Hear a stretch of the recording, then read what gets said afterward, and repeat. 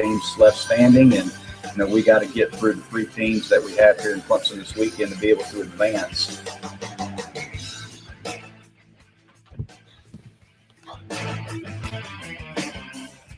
Good evening, everybody, and welcome into Sports Talk South Carolina Radio Network on this Memorial Day evening, 2017. We are live from downtown Columbia. No holiday on Sports Talk. We are coming to you live from downtown Columbia on a big day for many reasons. First and foremost, of course, Memorial Day, and we join most everyone else in America in wishing all our military folk a happy Memorial Day, a thoughtful Memorial Day for both the personnel and their families. Everybody recognizes that today and remembers what the day is all about. It's also about the NCAA baseball tournament. The field of 64 announced today. Of course, you knew yesterday Clemson was in as a regional host. Somewhat controversial decision by the committee to make Clemson a regional host, but nonetheless, the Tigers will be hosting. South Carolina, Coastal Carolina, staying home for the NCAA tournament. The Gamecocks and Coastal Carolina passed over. In fact, USC was one of the first 4 out when the field was announced today. So they were right there on the bubble, probably number 4 if you go by the order in which they were listed.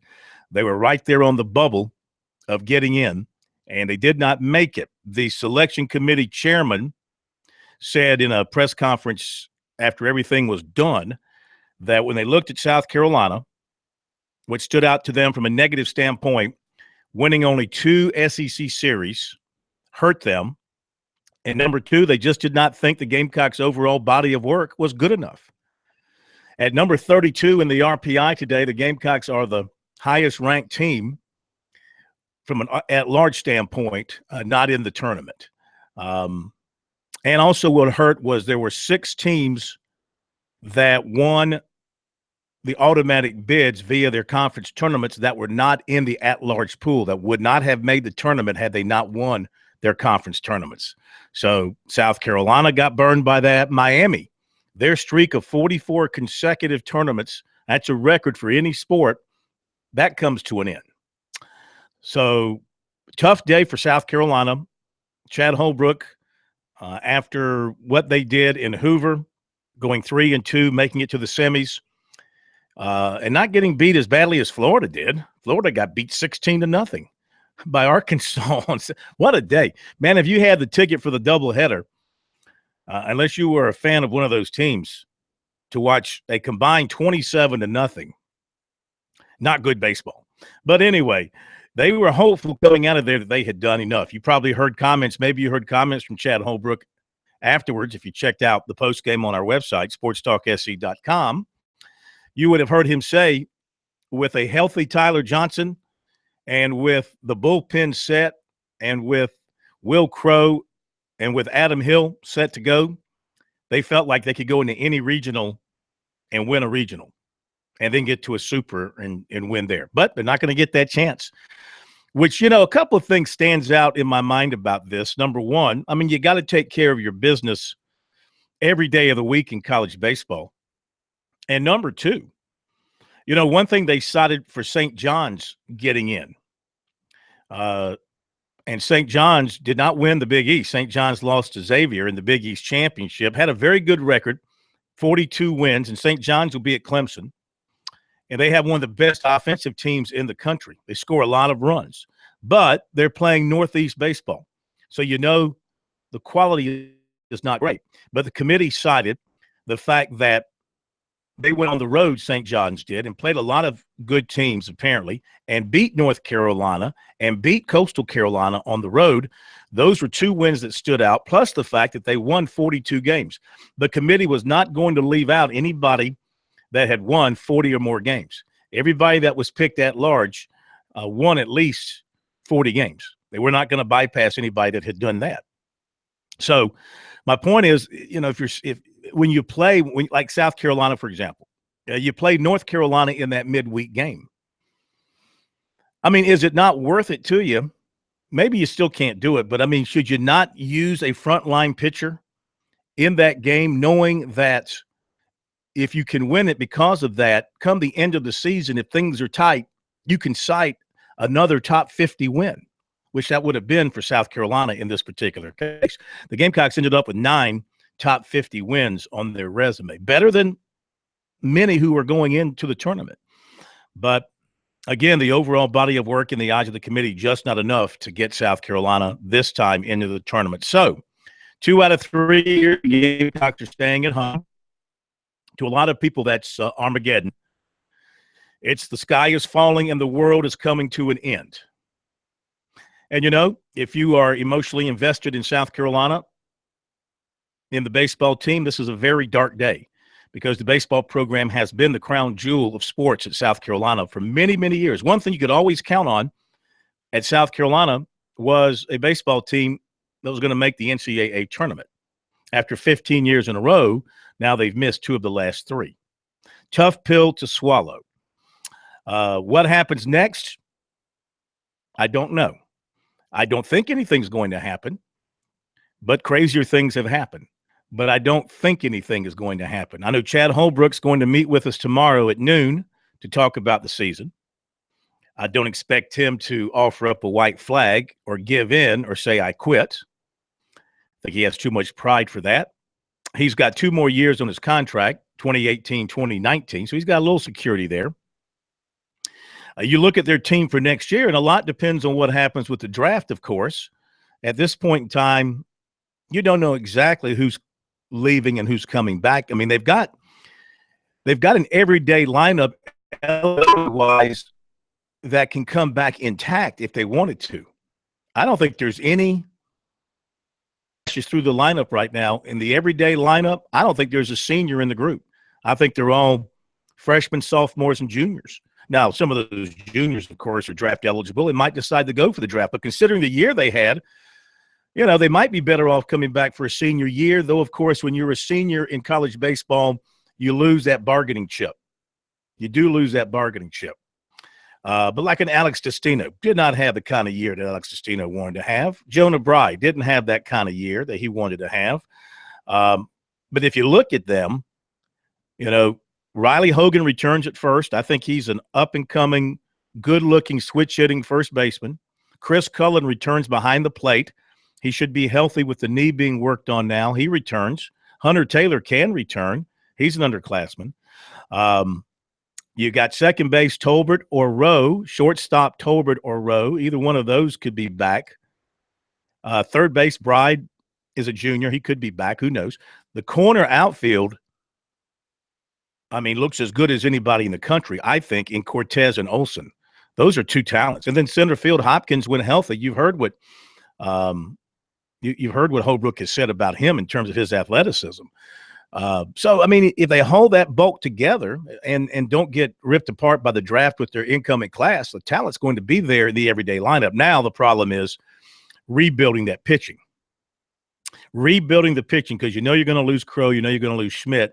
Hill returns to, and you're going to lose Tyler Johnson. You're going to lose Reagan, and I think Reed Scott's a senior. Yeah, I think he's a senior. So you lose all that. So now you got to rebuild the pitching. That's going to be the tough job for next year is rebuilding the pitching for South Carolina. Your thoughts on that? We'll talk about the Clemson Regional. The Tigers, the number 1 seed, will face UNC Greensboro Friday at 7 o'clock. Vanderbilt is the 2 seed, and St. John's the 3 seed. They play at noon on Friday. We'll talk about all that. Take your phone calls, 800-956-7266. Let us hear from you. Your thoughts about what went down today with the baseball tournament. It's Sports Talk here live on a Monday night. Be right back.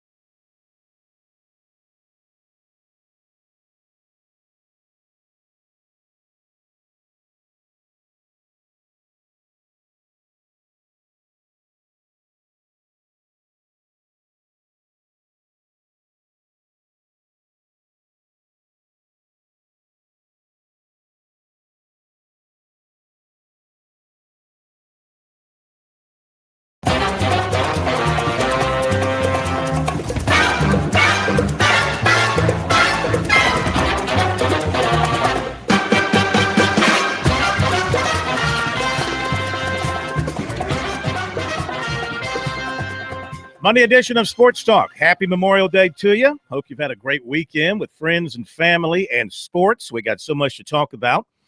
The NCAA baseball tournament field is now set. We'll go over it here in just a moment. USC is out. Coastal Carolina, just the fourth defending national champion not to make it since they went to 64 teams in 99. The Chants do not get the chance to repeat. Gary Gilmore was concerned as he was going into their tournament. I don't know why they don't get more respect. Well, I think they were hurt by the fact that they didn't have very many wins against top 50 teams, did not do well. Yeah, I think just two did not do well in that category, and I think that came back to haunt them. Even though they won 20-something games in their league in the Sun Belt, would have thought that would have earned them more respect, did not, and so they stay home. Furman, they had a chance, got beat in the Southern Conference Championship game. Presbyterian, what a year they had, beat Winthrop in the Big South, got to the championship game against Radford and lost. So Radford makes it with a losing record.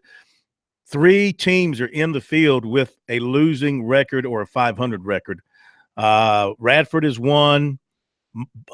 Maryland, Baltimore County is another. And I think it was, don't hold me to it, I think it was like southeastern Louisiana, somebody like that, in the field with a losing record or a 500 record because they won their automatic bids. Again, the most galling thing if you're South Carolina, you knew over the weekend that you were on the bubble. And the new term, maybe it's been used before, but I heard it more prominently this weekend than I've ever heard it before, the bubble shrinking. The bubble shrinking as teams that would not make the tournament otherwise were winning their leagues and getting into the tournament. Thus, teams on the bubble were losing space there. And South Carolina, unfortunately for the Gamecocks, was one of those teams. Oh, my goodness. Watching the Nationals and the Giants, and they just had a full-fledged brawl because of a hit batter, and the pitcher just exchanging punches. And, of course, both dugouts emptied. Unlike typical baseball brawls, this one had some punches thrown and connecting. Pretty nasty scene there between the Giants and the Nationals. I cannot tell who they hit. Oh, it's Harper. It was Harper, and he threw his batting helmet at the pitcher. He walked towards the mound, threw his batting helmet towards the pitcher. He missed him by a good 10 feet. The helmet slipped out of his hands. He was trying. Ooh, and he got connected with the pitcher, got a right cross right into Harper's face. Wow. Watching this live on ESPN as they televise several games. Ooh, and Harper gets a right into the jaw. A couple of nice exchanges there. Anyway, the phone number is 800-956-7266. If you'd like to join us, if you're a Gamecock fan and you want to share your thoughts now on the season, what went wrong and why it went wrong and why the Gamecocks are out, 800-956-7266. If you're a Clemson fan and you want to talk about being in and hosting for a second consecutive year and how far you think your team is going to go, 800-956-7266 is the phone number. We have a new question on our website, a new poll question, because we have wrapped up the 2-week run of our other poll question. Let's do the old poll question first and give you the official results. The old poll question was the state athlete of the year. A lot of people were confused by this question. We got questions like, do you have to be born in the state? Do you have to live in the state? Whatever. No, it was the state athlete of the year. We gave you the 3 choices: Sindarius Thornwell, Deshaun Watson, and Asia Wilson. At the very end of the voting period, Clemson fans came on big and pushed Deshaun Watson over the top. So Deshaun Watson with 36% of the vote, and we had approximately a little over 1,600 votes. So that's good activity. 36%, 588 for Deshaun Watson. 32.03% for Asia Wilson, 523 votes. 31.97% for Sindarius Thornwell, 522 votes. Hey, congratulations to all three. You all had a great year, had great careers. In fact, Asia Wilson still has another year to go. Now, the poll question this week, how will Clemson do in the tournament? How far will Clemson go in the NCAA tournament? Regional, super regional, or World Series? And 58% right now say the Tigers will only go to a regional, won't make it past. 23% say they'll make it to a super, and about 18% say the Tigers will make it to a World Series. Well, they certainly have got to get it turned around, figure out what it is they're not doing right. Maybe it's because they just played better competition, and they did play better competition. I mean, they played down the stretch two teams that are national top 8 seeds, Louisville and North Carolina, and went 0 for 6 against them. I mean, the Tigers ended up losing, what was it? If you throw in the last 2 games in the ACC tournament, they ended up losing 10 of their last 11 ACC games. You can even back it up further and add to that, but just to keep it simple, 10 of their last 11 ACC games they lost.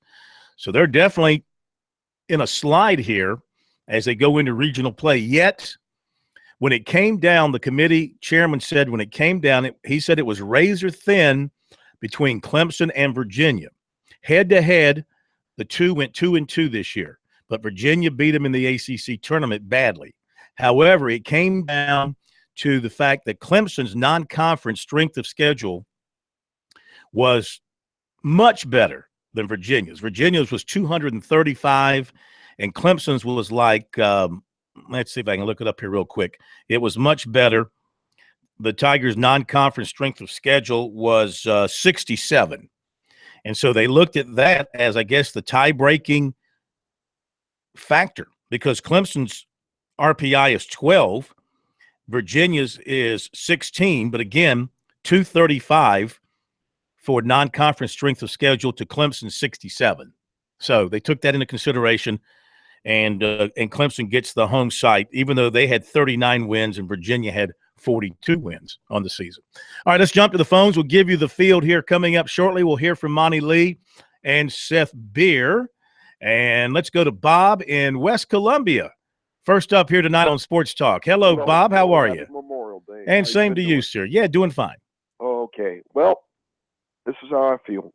They should give Chad Holbrook one more year because I think all the injuries he's had, he should get one more year. But that comes with a caveat. If someone like Dave Serrano, who left Tennessee for this Coach Goff of Alabama, or Mark Calby was a hot name from South Alabama, and if Tanner's dead set on pursuing somebody like that, an up-and-coming person like Mark Calby, maybe he should strike while the iron's hot. But I definitely think Holbrook, deserves a year more because of the injuries. But, so what would you expect then for next year? What does he have to do next year? They got to, have a conference record and an overall record over 500%, Phil. Mm-hmm. Number 2, they got to make it to at least the regionals. Okay, and I think that's fair. I think that's very fair. Mm-hmm. But the thing is, Dr. Pastides, the board of trustees, and Coach Tanner, the AD, has to look at the overall thing. How many people stop coming to games, and what does that count the cost in money for concessions, parking, and tickets?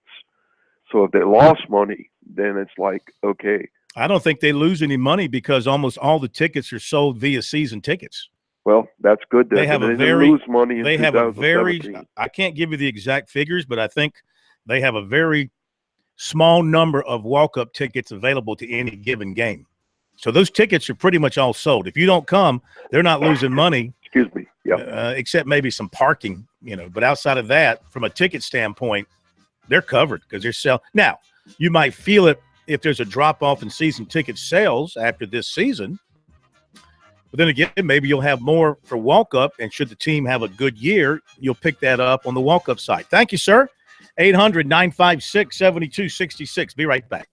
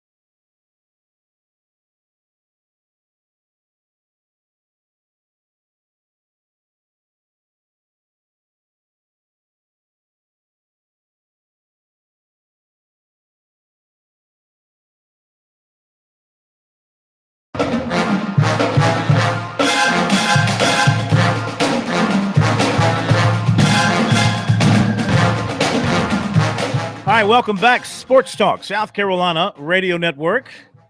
Phone number 800-956-7266. You think Clemson's going to Omaha? I don't think so, because the road ahead is tough. First of all, having Vanderbilt in your regional is not a good thing. Even though they lost to South Carolina in the first round of the SEC tournament, the play-in portion of the SEC tournament, we all know how nasty Vanderbilt can be. 33 wins overall, 33, 22, and 1, 15 wins within the SEC, 10 wins against top 50 competition this season, average about just under 7 runs a game, and they got pitching. They got very good pitching that they can throw at you in any of the first couple of games. So that would be a tough test for the Tigers should they meet up in the second round. And should they win their regional, in all likelihood, they're going to have to go to Oregon State. The Clemson regional, the Oregon State regional, those winners will meet in the Super. And Oregon State's the number 1 national seed. You got to go to Corvallis to play a team that is 47-4. Yes, 47-4 is Oregon State. The Beavers don't mess around. I'm sorry. I shortchanged them. 49-4. 49-4. Now the strength of schedule, 88. 27-3 in the Pac-12. 10-0. 10-0 against top 50 teams. Look at North Carolina this year. This is something to think about when you want to rip on Chad Holbrook in South Carolina. I mean, North Carolina missed the NCAA tournament each of the last 2 seasons. They come back this year. They have a super year.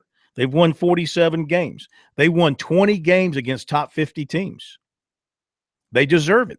They stuck with Mike Fox. Been there a long time. He's had his ups and his downs.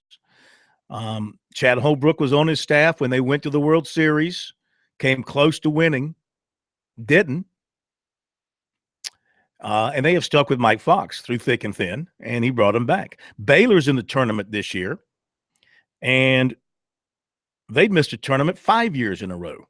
Stanford had been out of the tournament the last 2 years. This is their last season under their legendary coach, Mark Marquis, and they bounced back this year. I mean, listen, I understand the people that we hear from and the people that express their opinions on Twitter and on the radio who are passionate about Gamecock baseball are upset, and they want to blame it all on Holbrook. It's all Holbrook's fault. He's ruined the program. He's driven it into the dirt. He's taken a Cadillac and turned it into what did you drive, Charmart?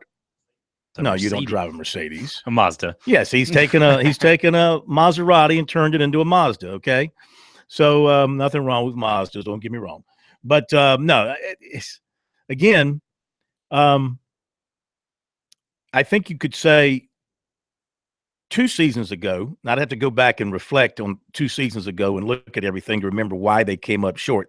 This year, in all truthfulness, if you are a fair-minded person with an open mind, you have to look at the number of games starters missed due to injuries and how, even when those starters played, how they were impacted by the injuries. Are they fighting again, or is that a replay? It must have been a replay. Every time I look up, they're showing it now. Get ready to watch it 500 times on ESPN. You have to consider the fact that they were a damaged baseball team. Now, maybe they need to figure out why their guys are getting hurt and not, why did Hopkins have this quad injury all season long? And Tolbert, playing with a bad wrist and a bad knee, and Cullen with a bad knee. And why did it take them so long to sort out first base and this, that, and the other? I mean, there's some good questions you can ask there. But and then, of course, imagine if they'd have had Clark Schmidt this past week. Imagine having a third starter healthy. Imagine being able to start Clark Schmidt on Thursday, Will Crow on Friday, and Adam Hill on Saturday against LSU. with Reagan and Johnson and Scott ready to go on Saturday as well. Could have been a whole different story. You can't blame that on the head coach. I mean, he can't control injuries. He can control injuries by and large to the pitching staff by how much they use pitchers and how tired an arm happens to be at any particular time. But the rest of it, come on. I think he needs to be given a little bit of a break there and some slack, and maybe even nobody will do this, but maybe even somewhat congratulated for winning 35 games, having an RPI of 32, being on the bubble, being one of the first four out, and getting to the semifinals of the SEC tournament, and apparently, at least from the outside looking in, not losing his team, holding this team together, having a team that wanted to win in Hoover. But you know what? It's interesting. They knew South Carolina has a poor history, recent history, overall history, but really in recent years, a poor history of performance in Hoover. And usually it's because they already knew they were in the NCAA tournament. So what difference did it make? They were going to host. And so why waste your time? And they didn't waste their time in Hoover. They lose quickly and come home. But this team knew it had to win some games in Hoover to have any kind of a chance. And they did. They swung the bats extremely well, except for that second game against Kentucky. Had some power, did some hit and running, got some bunts down, and then it all came apart on Saturday, of course, against LSU because they ran out of pitching. You started Colby Lee, and then they brought in Park. He didn't have it. They finally kind of quieted down when Bowers came in. By then it was too late. And LSU was throwing one of their aces, one of the best pitchers in the country. See, you knew you weren't going to hit him. It was just how much were they going to hit you? And it turned out to be ugly. Not as ugly as what Arkansas did to Florida. So explain that. And, and obviously the committee didn't hold that against Florida because Florida's still a national top seed in hosting. And here's the other thing when it comes to selections for this tournament, at-large selections. There's no template. There's no template that the committee sticks out there and says, okay, it fits that team, it fits that. You say, okay, how you do in your tournament means a lot. No, it doesn't. In some cases, it appears. How you did against top 50 teams means a lot. Well, no, it doesn't. Like in St. John's case, they only won 2 games against top 50 teams. South Carolina won 9. So obviously that, who knows? It's subjective. It's completely and totally subjective. They use the RPI and that, as they call it, the metric as one piece of information that they use in deciding who gets the at-large bid. So my point is there's no template that they have predetermined they're going to try on every team to see which teams fit the template and which teams don't. No, there is no set template for that. So the field is set, and let me give you, in case you haven't heard it, I'll give you the rundown of the tournament and what feeds into what. The top 8 national seeds: Oregon State, North Carolina, Florida, LSU, Texas Tech, TCU, Louisville, and Stanford in that order. Oregon State gets Holy Cross with Nebraska and Yale, the 2 and the 3. The winner there gets the winner of the Clemson Regional. Then you've got the Long Beach State Regional with San Diego State, the 4, Texas, the 2, UCLA, the 3. Stanford Regional has Sacramento State, the 4, Cal State Fullerton, and BYU. They're going to start on Thursday because of BYU can't play on Sunday. The Texas Tech Regional has Delaware, the 4, Arizona, and Sam Houston State. The Florida State Regional has Tennessee Tech as the 4, with Auburn, the 3, and UCF, the 2. Southern Miss, that regional, has Illinois Chicago as the 4 seed. Mississippi State is the 2 seed. That's a scary 2 seed.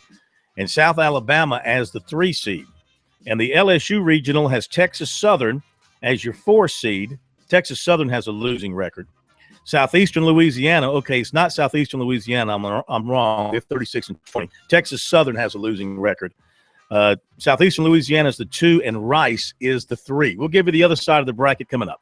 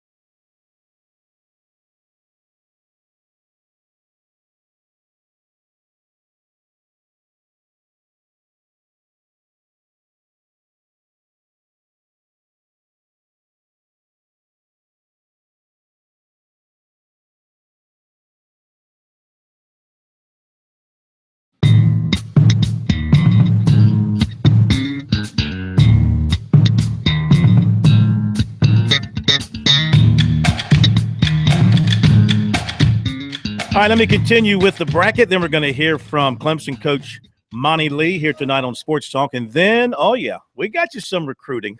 Not going to leave you hanging without recruiting on the holiday. The other side of the bracket, the North Carolina Regional. Davidson's the 4 seed.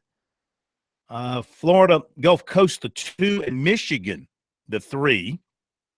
Houston Regional has Iowa, the 4, Baylor, the 2, and Texas A&M, the 3. That could be an interesting little gathering.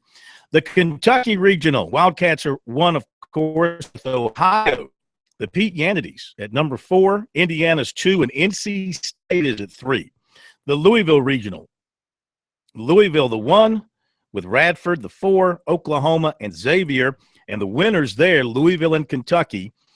This is the only one, I believe, of the supers where they have paired potentially bitter rivals against one another. I'm talking the true in-state bitter rivals, as they tried to do with USC and Clemson, but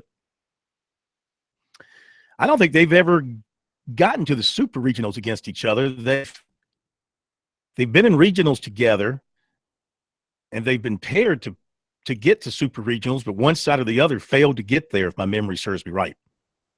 CU Regional has Central Connecticut State, the 4, Virginia, the 2, and Dallas Baptist, took me a second there. Dallas Baptist is the 3. DBU, I was thinking, that's Clemson, right? Isn't Clemson DBU? No, that's Dallas Baptist.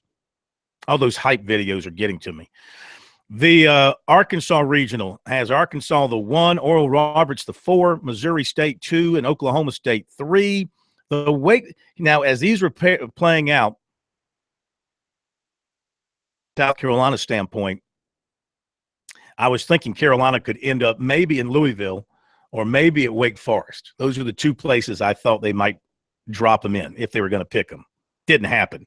Wake Forest has Maryland, Baltimore County as the 4, West Virginia as the 2, and Maryland as the 3. That's Randy Mazey, the former Tiger star, the head coach at West Virginia. And first time for them in the tournament, I believe, since 96, if I heard that correctly. That coach at Maryland's getting it done. They're back in the tournament once again. A couple years ago, they came to Columbia and won the regional, as you might recall. And then the last foursome, the Florida Regional with Marist, the 4, South Florida, the 2, and Bethune-Cookman, the 3. Now, they say South Florida is pretty good. That looks more like a walkover to me. So you could have Florida with great pitching against Wake Forest with great hitting, meeting in a super regional there. So that is your lineup for the tournament. You know, if you were to say South Carolina should be a 3 seed in there ahead of somebody, you know, I don't know who you would say. You could say they should be in ahead of UCLA. UCLA had 30 wins, but they had a very good conference schedule, a very good conference record. Let me go back here and find UCLA real quick. I was just looking over teams that South Carolina could have gone in ahead of. Yeah, I mean, UCLA did not win their tournament, obviously. They're 52nd RPI, but they won 19 league games. Their non-conference strength of schedule was 23, and they only won 11 of those games. But and they won 10 games against top 50 teams. I mean, you know, you got to have some West Coast representation too. I get that. But, I mean, that's one team that you could say, you know, South Carolina's numbers look pretty good, you know, compared to, except for the league. You know, South Carolina did not have nearly enough league wins to impress, which you go back and you look at some of those league games the Gamecocks lost on a final pitch by a – are you brushing your teeth? What are you doing? Just working some hygiene now, you know? Oh, jeez. Anyway, some of those games they lost on a final pitch or by a run or something like that. Of course, I know in baseball a run might as well mean 10, but they had some games in the pocket or very close to it, and they let them get away. Came back to haunt them at the end of the day. All right, that is the rundown. Let's hear from Monty Lee and his thoughts about being back at home, second year in a row. He's 2 for 2. Going to be hosting a regional once again, the toughest competition, no doubt. What does he think? Here it is. Well, very excited. I mean, very excited for our players and for our program and for our fans here in Clemson to be able to bring a regional to Clemson. Back-to-back years is special. It's great for our fan base and it's great for our players. We always love, obviously, playing at home, so we're just really excited and grateful for the opportunity to be able to host a regional at Doug Kingsmore Stadium this weekend. How close do you feel like you've been these past few weeks, even though the results maybe haven't been what you wanted?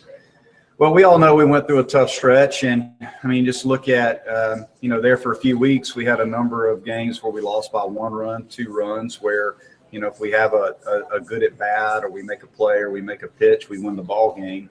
We also won an awful lot of games. I think what gets lost over the last few weeks of the season is just how good a baseball we played for a majority of this season. Clemson was ranked in the top 10 in the country for 8 or 9 weeks, 10 weeks. I mean, it was quite a while. That's all I know. So we have played good baseball, and I think our guys understand that, and our overall body of work, speaks for itself. There's a lot of teams that are hosting that struggled at different parts of the season. I mean, look at, for instance, Florida State. Florida State, kind of did what we did last year, right? I mean, they struggled at times. They had some injuries. We all knew when we played Florida State that that's a really, really good baseball team. And if they get healthy and they get on a roll, they can beat anybody in the country. Well, they finished 8th in our league. They had their ups and downs, but when they got everybody healthy and they put it all together, they made a run and won the ACC tournament, and they're hosting a regional. They struggled early. They get hot at the end. We were very, very good for a good portion of the year, and we went through our struggles at the end of the year. So, I respect the committee looking at the whole body of work, and I think that's the way it should be. I mean, you play 56 games for a reason, and that's what's most important. And our numbers indicate that we deserve to host, and we're excited, and we're grateful for the opportunity. There you go, Monty Lee. I would imagine that I can't speak for him. We'll find out more during the week, but I would think Charlie Barnes is going to get the start. Let's see now. They had that messed up schedule last week, so Charlie pitched on Tuesday, so he's going to have plenty of rest. He's going to have over a week of rest. And so I imagine he'll get the start. You can't fool around and say, I'm going to save this guy for this particular team. Now, they might move Pat Krall up to face Vandy. Now, Krall pitched on Friday, so he'll have over a week's rest. That shouldn't be a question. I could see, Barnes going out on Friday doing his thing and then coming back with Krall ahead of Eubanks, having Eubanks ready for Sunday, and having Krall go against Vandy if it comes to that on Saturday. So we'll see what happens with that this week. The Tigers will have another media session tomorrow, nothing on Wednesday, practice sessions on Thursday with press conference, and then they'll play the games on Friday. First game will be at noon, and that first game is going to be on ESPN3 and the SEC Network. The Clemson game against Greensboro will be only on ESPN3 at 7 o'clock. No over the air for that one. Greensboro, of course, team that won the Southern Conference, had to beat Furman yesterday in a winner-take-all championship game. And it was one of those teams that was not expected to be in the tournament. You can count them in that category. 128 with the RPI. Mercer was expected to win the SoCon, and Greensboro in the tournament in Greenville beat Samford and then beat Furman twice to win the championship and make the tournament. We'll be back.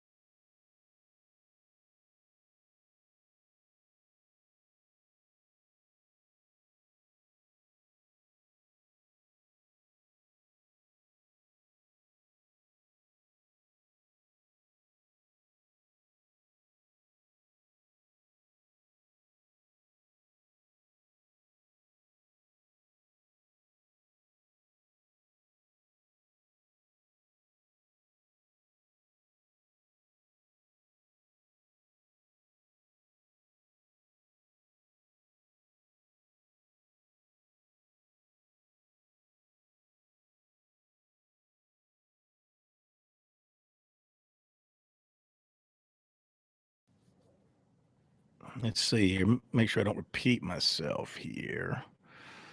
I did DeMarcus Gregory. I did CJ Bryce.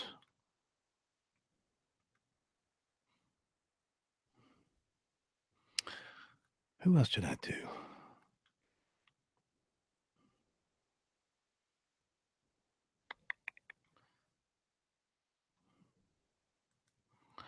Let me I got time. Let me listen real quick to what I recorded last night so I don't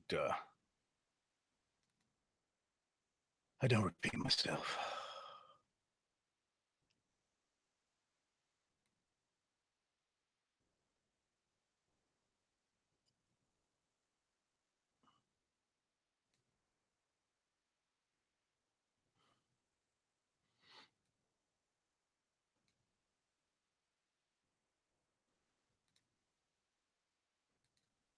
Florence native defensive end Dorian Gerald of the College of the Canyons Junior College in California picked up recent offers from Texas Tech, Memphis, and Washington State. USC was an earlier offer, along with Tennessee, Arizona, Greensboro, North Carolina.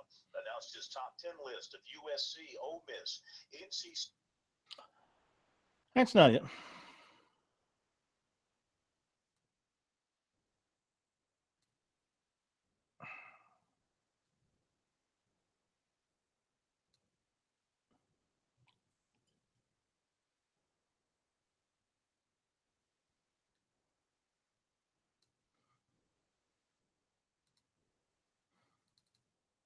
Six-five Wright State grad transfer Mark Allstork made his official visit to USC over the weekend. Frig. Huh?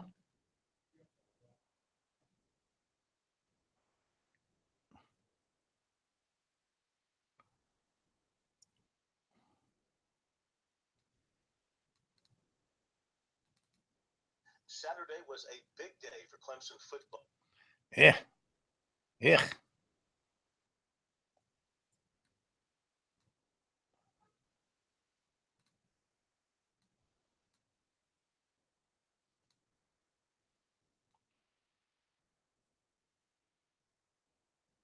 Oh, maybe it's this one.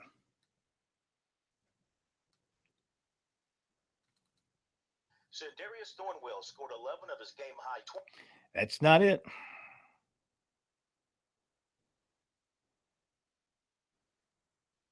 So what? Okay.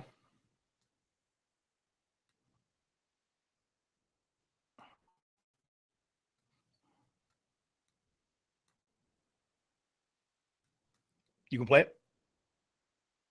Oh.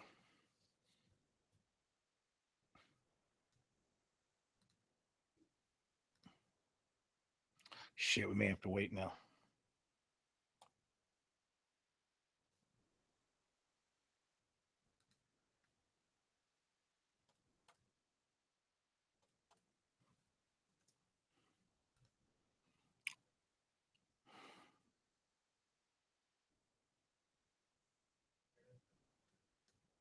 Okay. Sunday afternoon, wide receiver DeMarcus Gregory of Burns announced a commitment to Go Ole forward. Miss. Move He forward. also had Florida, NC State. While in the Palmetto State, he plans to visit USC. He says Will Muschamp has personally taken over his recruiting. Georgia defensive end NC basketball 6'5" UNC Wilmington transfer CJ Bryce on Saturday announced transfer to NC State. He picked the Wolfpack over USC. Phil Kornblut, South Carolina Radio Network Sports. You got time? Fudge.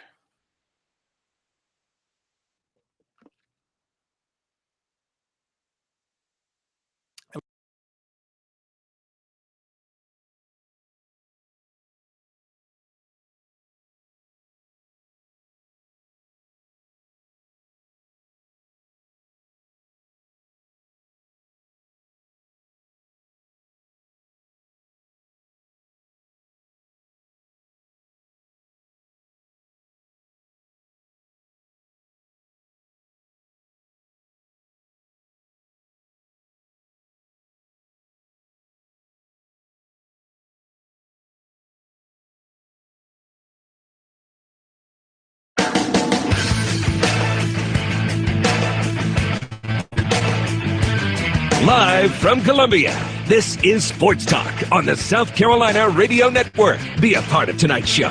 Call us at 800-956-7266 or email talkback@sportstalksc.com. Now, here are your hosts for Sports Talk, Phil Kornbluth, Kevin McCrary, and Tom Hayes.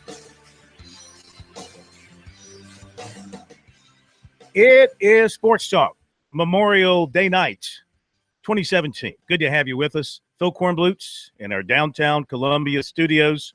Jared Rogers Martine, who is got a little bit of a tan going.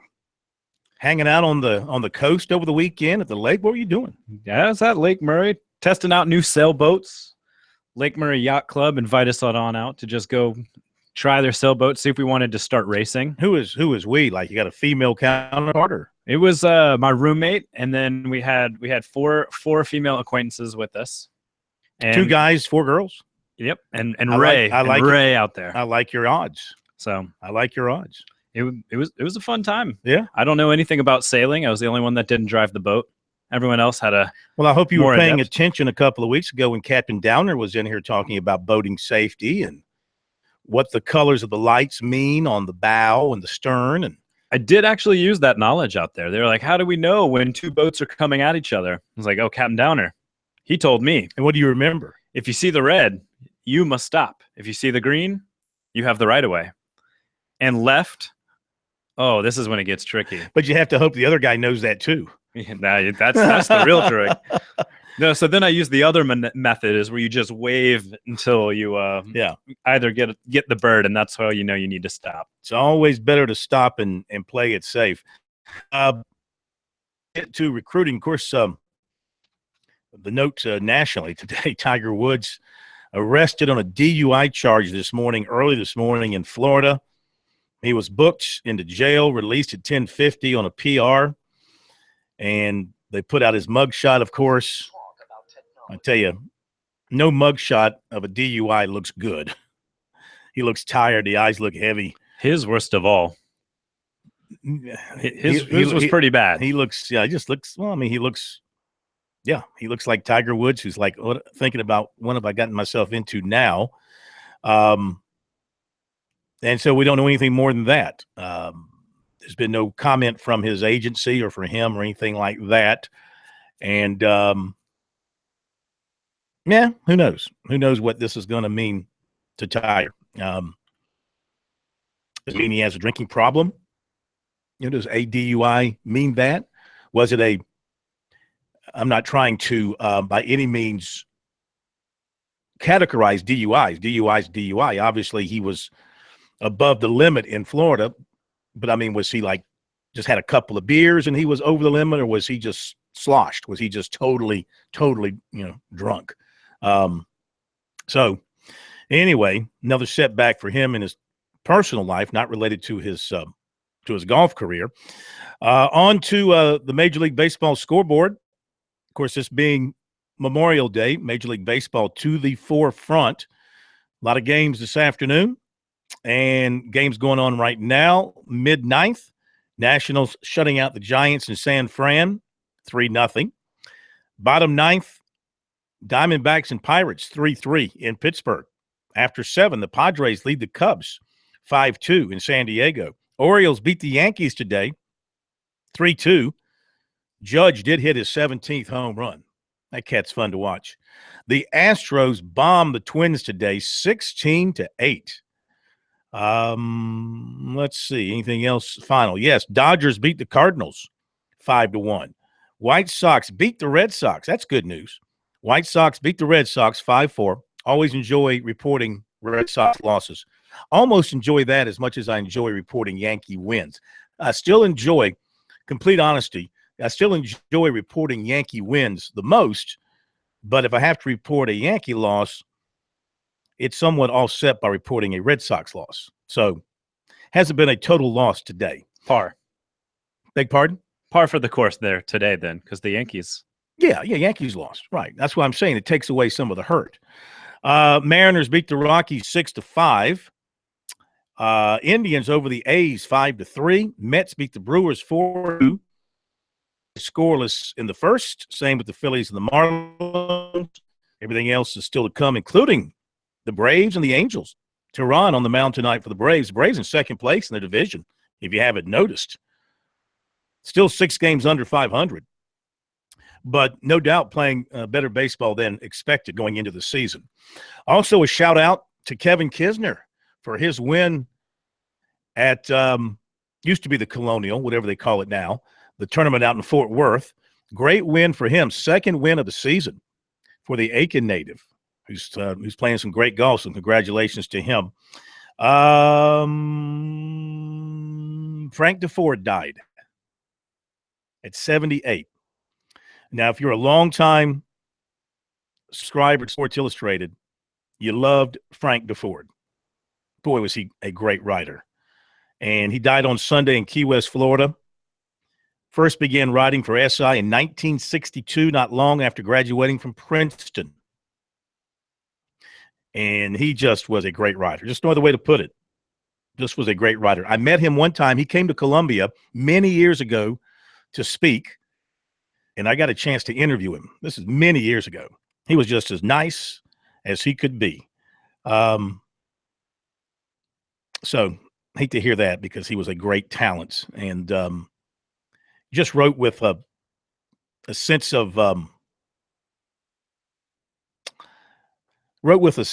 intellect that he could relate to the sports fan. Being a Princeton grad, obviously very, very bright guy. Probably could have gone and written anything, but he was able to tailor his writing to fit the regular sports guy. Really good with boxing. Remember, his boxing stuff was great, and the Kentucky Derby, that kind of the stuff that you might not ordinarily follow. He did, and he wrote great stuff. So anyway, sorry to hear about his passing at the young age of 78. That's still, in my eyes, very, very young. That's just turning the corner when you hit 78, in my opinion. You're just getting started. So I'm sorry to hear that. Let's get to recruiting. That's one thing he never wrote, Frank DeFord. He never wrote recruiting. He probably would have been very good at it. Probably much better than me as far as getting the language right and the punctuation correct. So here we go. Wide receiver DeMarcus Gregory of Burns yesterday committed to Ole Miss. He also had Florida, NC State, Tennessee on his final list. He caught 61 passes for 800 yards and 7 touchdowns. So I don't know what's going on in our state between Carolina, Clemson, and these top receivers. Dennis Smith's going to Duke. Gregory's going to Ole Miss. Sam Pinkney is probably going to go to Florida State maybe, or somewhere out of state. I guess Carolina and Clemson must feel like they've got better players in the program or in line than these three. USC made the top 5 with wide receiver Matthew Hill of Snellville, Georgia, along with LSU, Alabama, Florida, and Auburn. USC offered defensive lineman Tremel Walter, might be Walthauer, 6'4", 280 of Hinesville, Georgia. He also has Georgia, Auburn, Ohio State, Arkansas, Kansas State, and others. USC is showing interest in quarterback Carter Bradley, 6'3", 195 of Jacksonville. He said Kurt Roper came by the spring to watch him throw, was impressed. They've stayed in touch, and he said he just had to talk to Muschamp and get his word. He says he has very high interest in South Carolina, watched a couple of games, and sees how the offense runs, feels like he could help by creating more explosive plays and playing his style of football. He has offers from Pitt, Wisconsin, Rutgers, South Florida, Cincinnati, Marshall, FAU. Defensive lineman Raekwon O'Neal of Conway recently added an offer from Rutgers. USC continues to contact him, and he talked with Lance Thompson last week. He wants to see him in camp. Other visits this summer, he's looking at Louisville, Rutgers, Central Florida, West Virginia, Penn State, Mississippi State, Purdue, and Navy.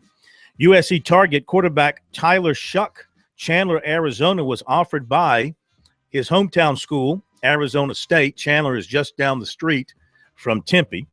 Running back Levante Valentine of Melbourne, Florida, announced a top 7. USC, Kentucky, Southern Cal, Notre Dame, Louisville, Florida, and LSU. We got more coming up.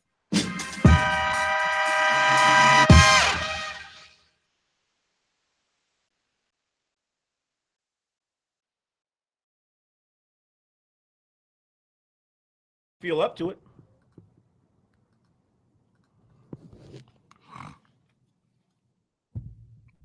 Tell me when you're ready. In 3, 2, 1. USC made the top 5 with wide receiver Matthew Hill of Snellville, Georgia. The Gamecocks are on his list, along with LSU, Alabama, Florida, and Auburn. The Gamecocks are showing interest in quarterback Carter Badley. In 3, 2, 1. USC is showing interest in quarterback Carter Bradley of Jacksonville, Florida. He's 6'3", 195 pounds. Quarterbacks coach Kurt Roper was through in the spring to check him out, and he says he has high interest in the Gamecocks. He has offers from Pittsburgh, Wisconsin, Rutgers, South Florida, Cincinnati, Marshall, and FAU. USC's in the top 5 with receiver Matthew Hill of Snellville, Georgia, along with LSU, Alabama, Florida, and Auburn.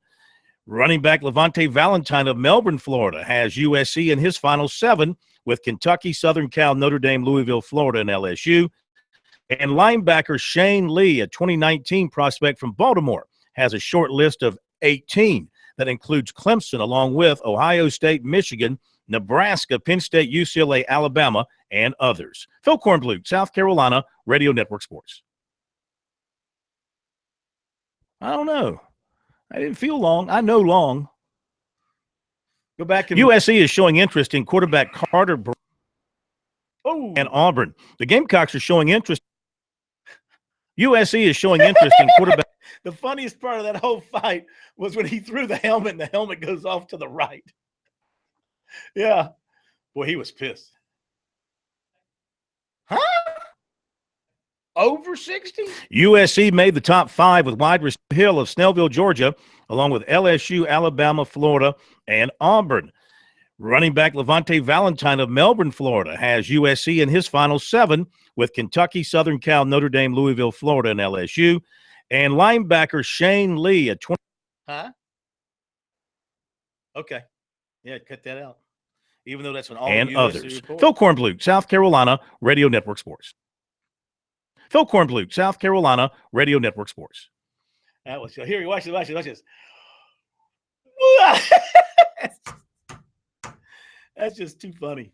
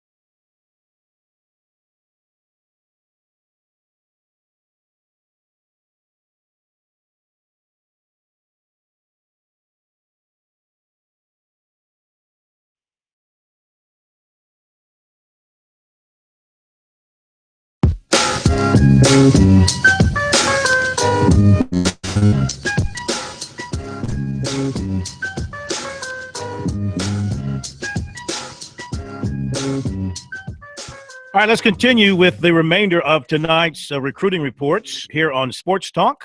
Defensive lineman Raekwon O'Neal of Conway recently added an offer from Rutgers. USC continues to contact him. He talked with did I mention this already?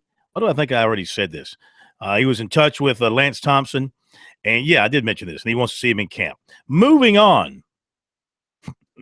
Should mark where I left off. USC was by Lancaster last week. Notice the correct pronunciation of Lancaster. A lot of ignorance in our states, mostly from the north, say Lancaster. Lancaster, people. You know that, and I know that. Anyway, USC was by Lancaster for a second time to check on linebacker Marquise Watts, 6'2", 210. He has offers from Middle Tennessee, Charlotte, Charleston Southern, Appalachian, James Madison, Troy, Mercer, Wofford, Elon, SC State, Gardner-Webb, Kentucky, and Virginia Tech also have been in. He plans to camp at USC on Saturday. Wide receiver Desmond Stowers of Lancaster, 6'3", 185, has a Navy offer. Offensive lineman Kevius Barnes, 6'3", 300, is another Bruin prospect. Let's see. Now, basketball. Over the weekend, 6'5" UNC Wilmington transfer C.J. Bryce announced he will continue his career at NC State. So USC went 0-2 in the transfer market, at least for now, with Mark Allstork of Wright State choosing Illinois earlier. The Gamecocks do have a scholarship to give with the departure of Sadiq Keita, if Frank Martin wants to do it, wants to give one to somebody.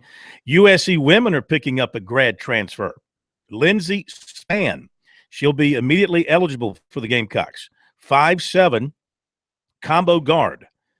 And she chose USC over Baylor and NC State after playing for Penn State, where she was the second leading scorer last year, 10.5 points, about 3 rebounds per game, 50 assists, and 28 steals. So the Gamecocks are going to be even deeper in the backcourt with Ty Harris coming back and Bianca Cuevas-Moore and now Spann. So Dawn Staley taking another guard into her program. That is it on recruiting for now. We invite you to stay tuned and follow along on our website, SportsTalkSC.com, on Twitter. Use the hashtag STRecruiting to catch up on all our recruiting information, as well as links and leads to some interesting information that others are reporting related to USC and Clemson and other people, other teams that we find interesting. All right, 800-956-7266 is our phone number. The new baseball rankings, Baseball America has Clemson at number 19 this week. Oregon State's number 1, followed by North Carolina, Texas Tech, LSU, and Florida. USA Today coaches poll, and Clemson is number 15. Oregon State, North Carolina, LSU, Florida, Texas Tech, your top 5. Of course, the Tigers are set to host a regional beginning on Friday. They'll take on Greensboro, UNC Greensboro at 7 o'clock after Vanderbilt and St. John's meet up. That could be a very good game. Listening to the people talk about St. John's, and we've seen St. John's come down from the north and do some things in the postseason down here before. And they usually have a pitcher or two who is very good. And they are a very good offensive team this year in particular. That's the one thing that stands out about the Johnnies. Like I said, they've won 42 games, and that was one thing that stood out in the mind of the committee when giving them an at-large bid, an RPI of 36 for St. John's. They were 13-5 in the Big East and lost in the tournament championship game to Xavier. In fact, they played that tournament at TD Ameritrade Park. So St. John's can already say, hey, we've been to Omaha. We just came from Omaha.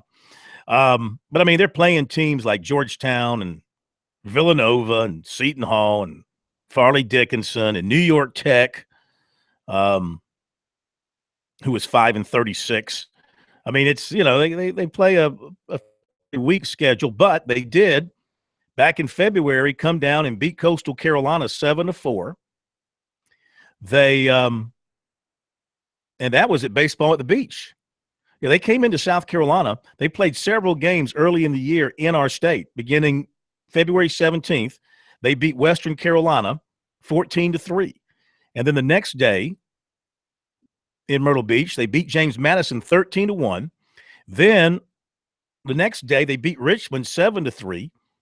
Then the next day they beat Coastal Carolina 7-4. That was in that tournament. They took a few days off and came over to Lexington to play at the Lexington County Ballpark. They beat Kansas State 9-2. Then they beat Maryland, Baltimore County 15-3 and 8-0. So they opened up the season in South Carolina 7-0 and beat the defending national champion Also beat a team that's going to the tournament in Maryland, Baltimore County. Then they went to Chapel Hill and beat North Carolina 5-4. Not bad. Then they beat Appalachian State 7-3, lost to East Carolina 7-4, and then beat Western Carolina 9-1. All of this on the road. They played, it looks like they played about their first 1, 2, 3, 4, 5, 6, 7, 8, 9, 10, 11, 12, 13, 14, 15, 16, played their first 16 games on the road. Then they were supposed to play 5 more games in Virginia. Those games got rained out. Finally played a game in the state of New York, in Yafunk, New York. I have no idea where Yafunk, New York is. They beat St. Peter's. Looks like their first home game, if this is a home game against Maine, was not until March 25th. So in listening to the committee, I think one thing the committee chairman said about St. John's was giving them credit for going out and playing teams and beating some teams. So you know what? They could be a difficult team. They're used to being on the road. They're used to playing good teams on the road. Keep an eye on the Johnnies. Here is Monty Lee. Tigers going to open up against Greensboro. Second year in a row in his 2 years, he's gotten the Tigers to the postseason at home. Of course, last year it didn't work out for him. They lost the regional to Oklahoma State. He hopes that they learn something from that'll help them this time around. You know, we can all draw on past experiences. So, you know, I think playing in a regional last year and understanding the environment that it'll be like this weekend will be good for our guys who were here last year. Whereas a conference opponent, you maybe see the same hitters from the year to year, or pitcher, same thing. These are 3 teams maybe you don't know all that much about. Did you ever have a thought for all your years going to postseason play that the hitter has an advantage, the pitcher has an advantage? Do you ever have a thought about that? That's a good question. I think I don't think there's an advantage or disadvantages either way. I think it's probably more of an advantage in my experience.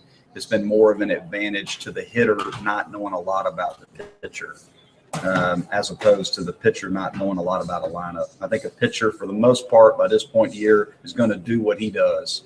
And I think, oftentimes, if you don't know a lot about who you're facing as a hitter, I think that serves you actually at this point in the season a little bit more of an advantage because our guys don't oftentimes get into too much detail as to who they're facing. We do as coaches, but our guys don't. So, I think postseason baseball, for the most part, you can throw a lot of that out the window.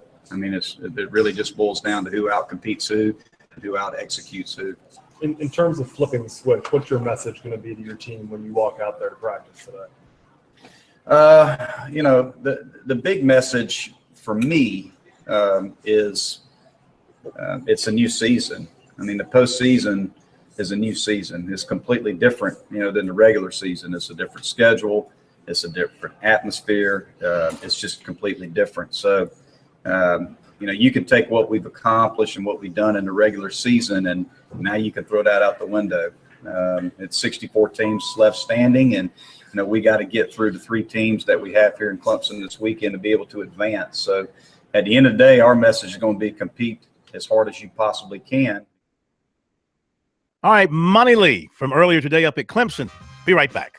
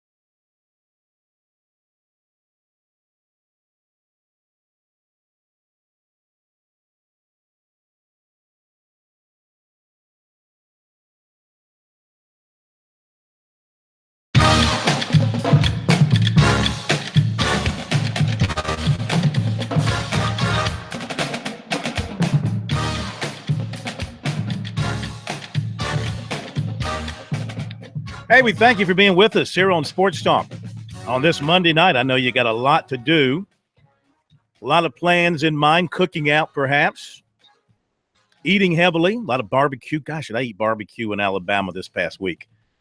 That was a strange trip. Honest to God, I only took one change of clothes. I did not expect to be there after Tuesday. I mean, I thought the Gamecocks were going to lose to Vanderbilt. And when they won, boy, I was short-clothed. Closed. Is that a word? Short-closed? Yeah. Thank goodness I could wash them. But got a chance to check out some good barbecue places, so not far from where I was staying. I highly recommend a place called Bob Sykes Barbecue in Bessemer, Alabama, if you get a chance.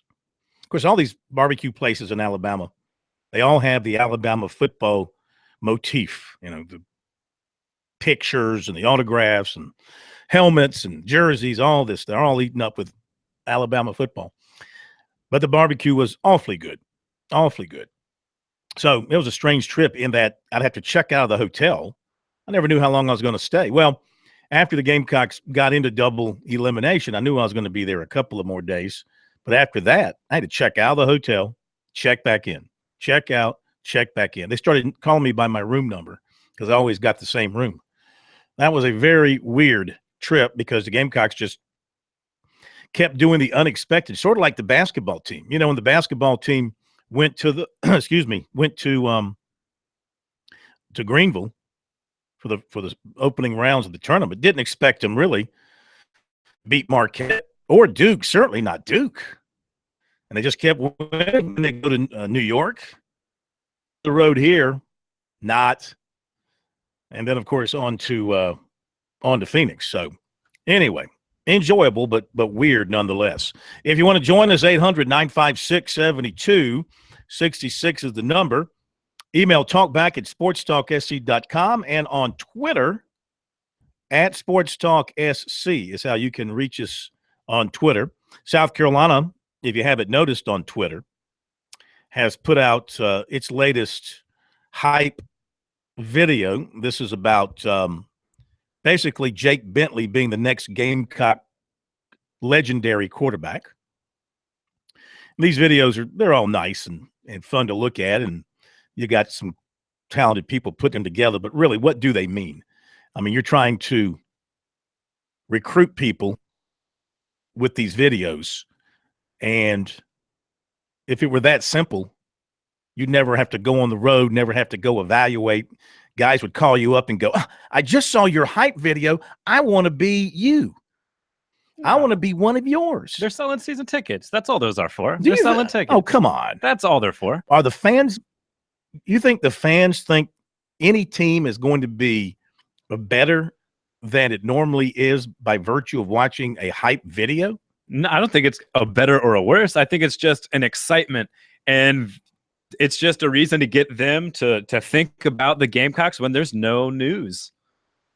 That's all these believe me, videos the fans are always thinking about – Gamecock fans are always thinking about their football team, whether there's news or not. When think about the little chillins walking through schools right now on these little tours, coming to orientation. Mm-hmm. Now this gives them something to believe in, that they're going to come to USC. Everything's going to change once they walk their little freshman feet on campus. It's just a marketing game.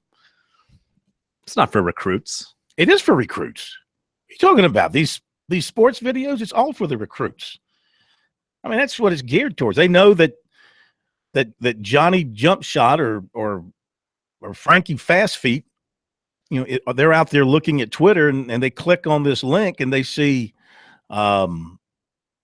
video of, in USC's case, video of Williams-Brice Stadium from an overhead shot and the fireworks going off and action footage from a game where the Gamecocks, did well. You never see the bad plays, of course. You only see the good plays. It's like you don't remember this because you weren't here, but back when Tommy Bowden was the football coach at Clemson, he would never show the opponent's scores against Clemson.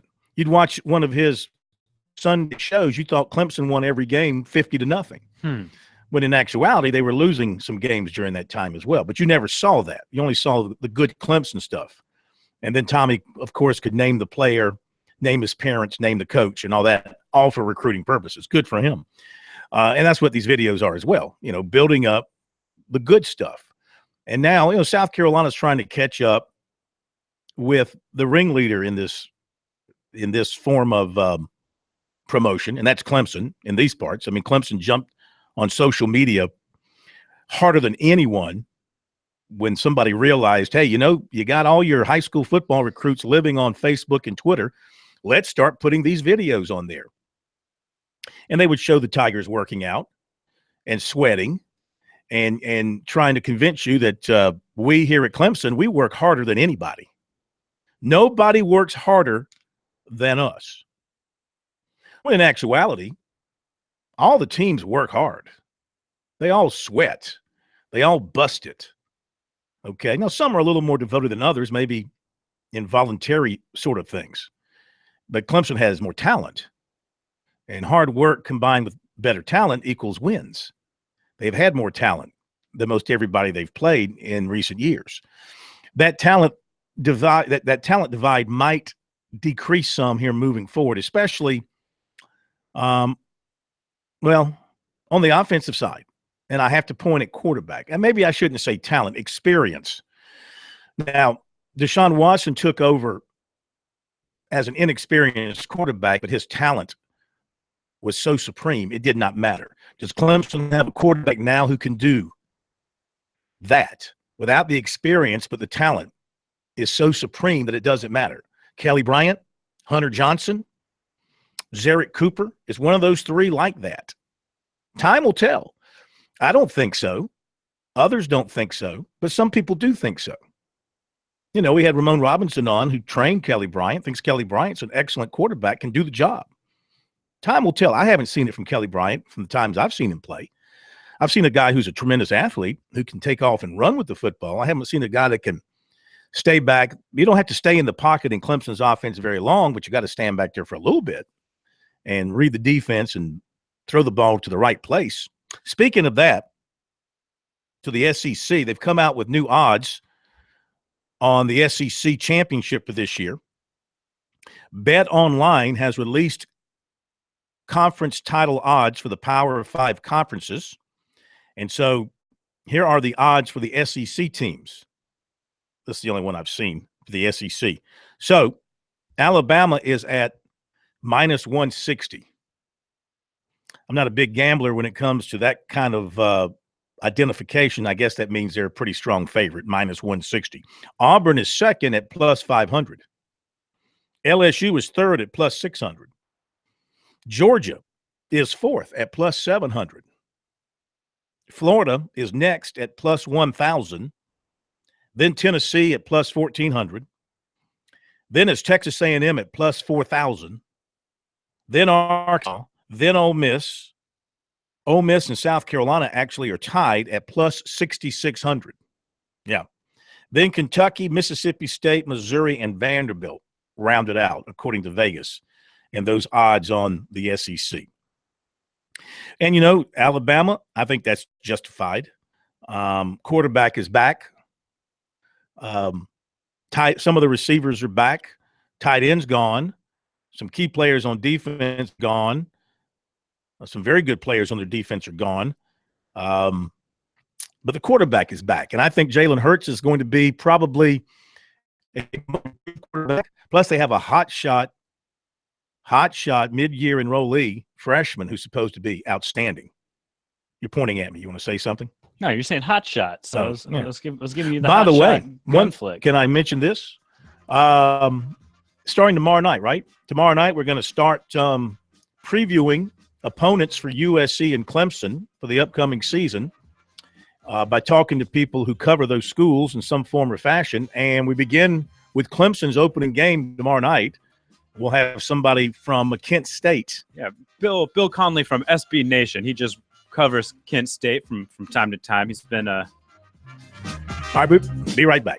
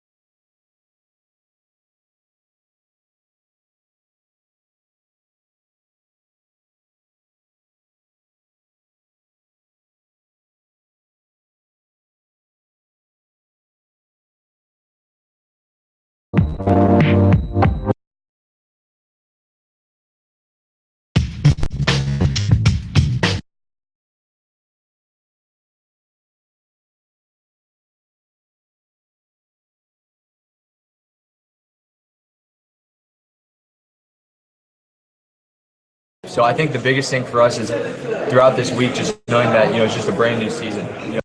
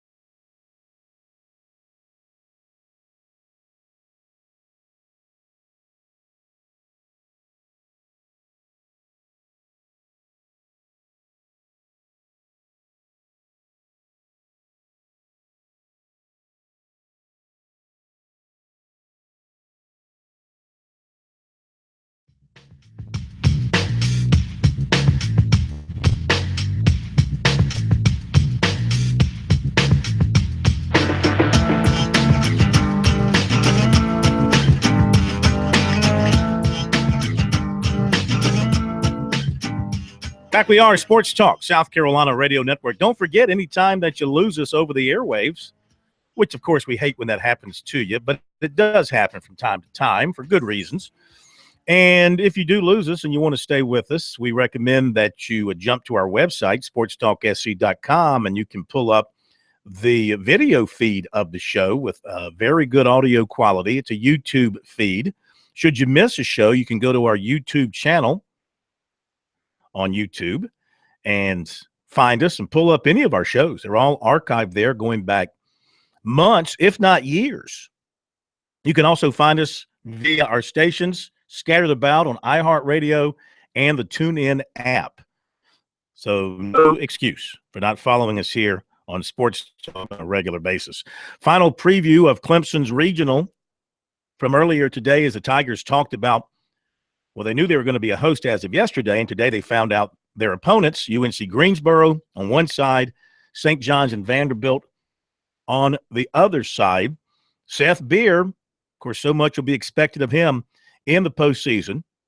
I think if you were to ask him, take him aside about this season and ask him, he'd probably say it was an okay season, not a great season. I mean, he had some power, RBIs. He walked a lot.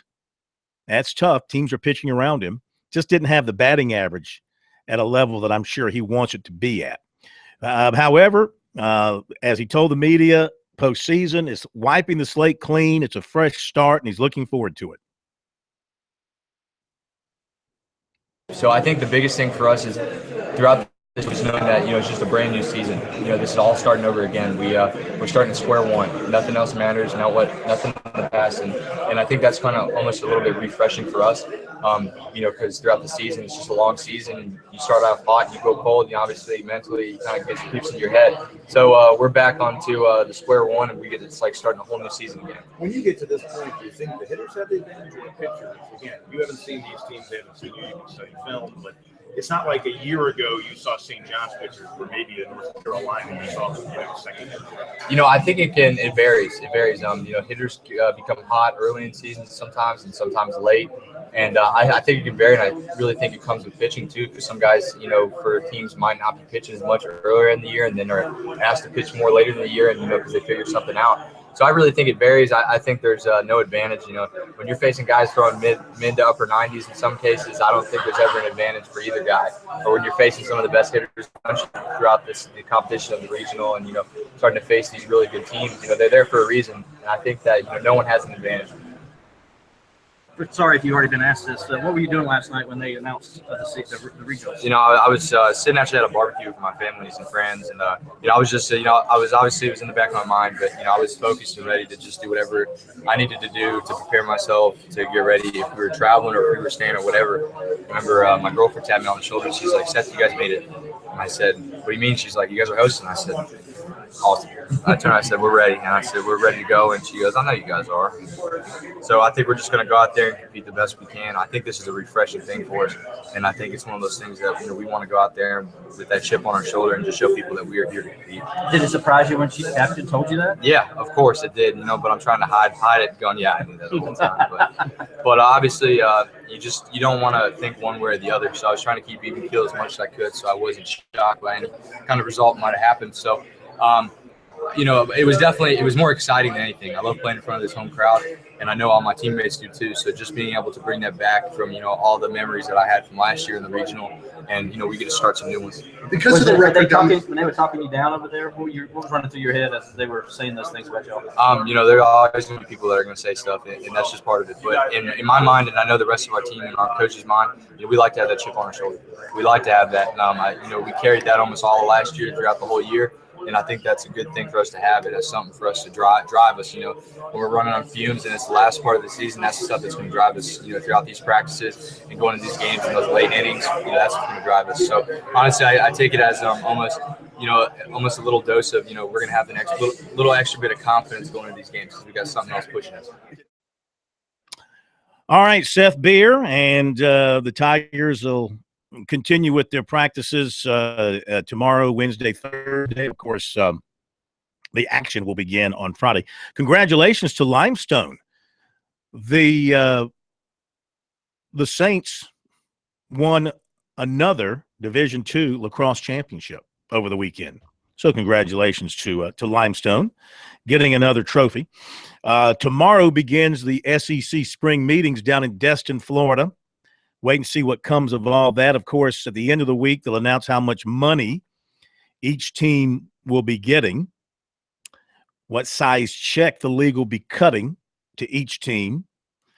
I imagine somewhere in the upper 20 millions of dollars, I think, for each team, maybe low 30 millions. They're going to get a bunch of money from their various contracts and their winnings in the various sports this year. So we'll keep an eye out on things there. I'm sure the football coaches will be asked a lot about the new recruiting rules.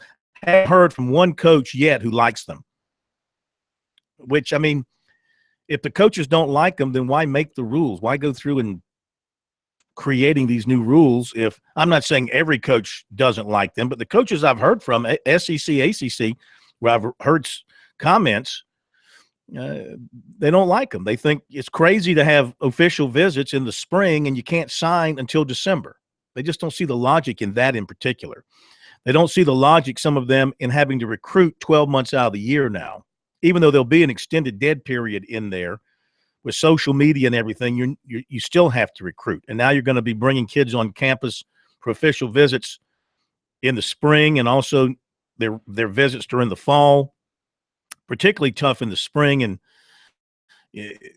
when trying to get the academic people together and the other parts of the campus that have to come together to help you with an official visit, it impacts a lot of people. So I'm sure we'll hear more about that, and we'll see what else comes out of the meetings. It all begins tomorrow down there in Destin, Florida. All right, back to the phones quickly before we run out of time tonight. John in Rock Hill, welcome to Sports Talk. How are you? Good. Have you all heard about the what happened with Bryce Harper this afternoon? Yeah, we saw it. Saw what happened. This is my opinion. Okay, he got hit on the hip. Yeah. And with this whole situation with throwing their guys' heads, we can't be throwing their guys' heads. But he got hit on the hip, and I was just talking actually with my dad. We had like a 5-minute conversation, and my dad was like, "Is he that sensitive?" And I'm like, "I guess he is." And I get hit, throwing up near a guy's head. That's wrong. But when you get hit on the hip like he did, he is just too sensitive, and he like threw his helmet and can't be doing that. And But let me just say this: you're right. Getting hit on the hip should not trigger a brawl like this. Now, couple of things here. Not being close to either team, not able to watch it closely. I don't know if there was a history between the pitcher and hitter. Who knows if he's hit him before, if they've had a history. I don't know. I guess this is the opening game of a series. I don't know if they've had an issue going back earlier this year. There could be some underlying things. There could have been the pitcher was getting even for something that happened. You know how baseball people are. You hit my guy 3 weeks ago. Next time we see you, we're going to hit your guy.